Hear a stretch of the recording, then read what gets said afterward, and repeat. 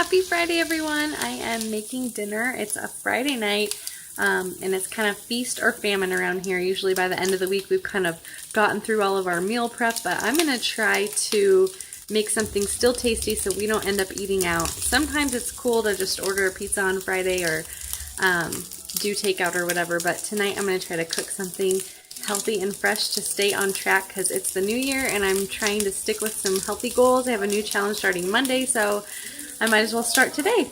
So we are making steak and veggie stir fry. I've already got some rice going in the rice cooker, and I've got some broccoli steaming on top. The rice is down below.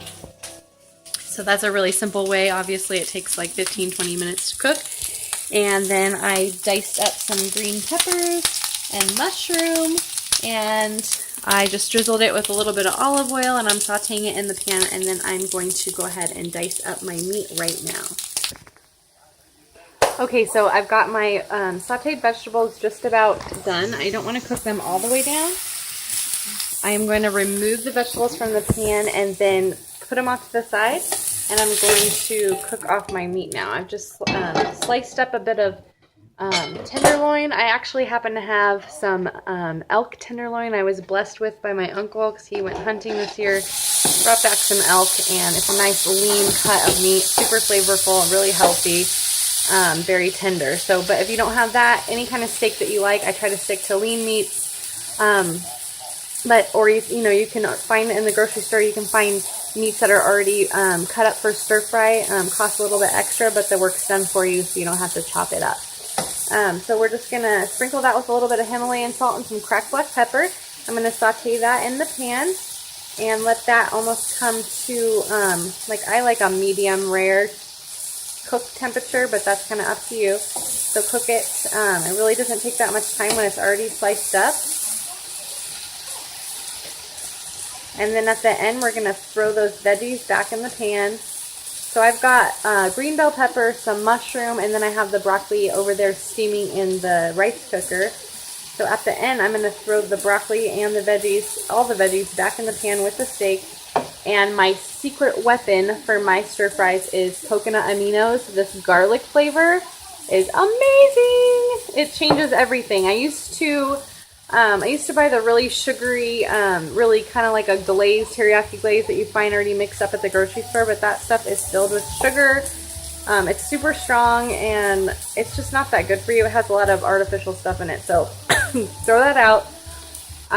If you don't have coconut aminos, you can use soy sauce. I recommend low sodium soy, but I'm trying to stay away from soy altogether. It's just not really all that great for you. And this coconut aminos, it's amazing, and I know it costs a little bit extra, but it's worth it. It is so worth it. A little goes a long way, and unfortunately, I actually don't even have that much left in the bottle. I've been using it a lot, but it will be fine because I can stretch it out with a little bit of honey, some raw honey, and give it that little thick texture. You can also make a little roux with some healthy butter or some coconut oil. Throw a little cornstarch in there, add the coconut aminos, makes a nice thick sauce for you. And I'm going to show you exactly how to do that in my pan in just a second. Alright, so I've got that meat kind of almost done, and I am going to use the coconut oil. So here's my coconut oil. I buy it in bulk at Sam's Club. That's the way to go. It feels like you're spending a lot at first, but I'm telling you, this stuff lasts forever.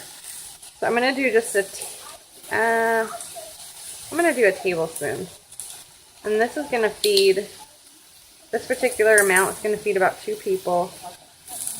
So we got a tablespoon of coconut oil right there in the middle. Let that cook just a tad.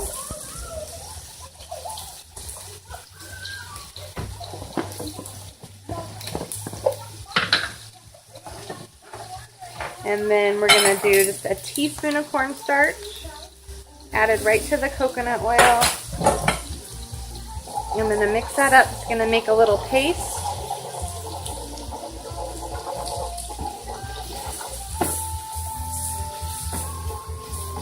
You can kind of see it's like kind of creamy-ish looking. And now I'm going to add in the rest of my bottle of coconut aminos.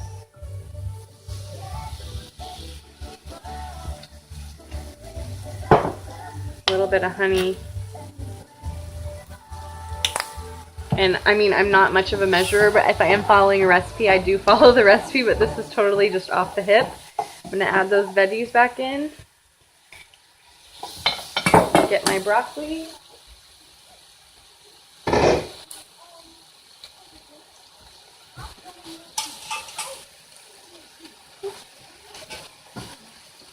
I lost one. All right, no big deal. Cooking is fun. Don't have to be that serious. Okay, so I'm gonna show you guys a piece.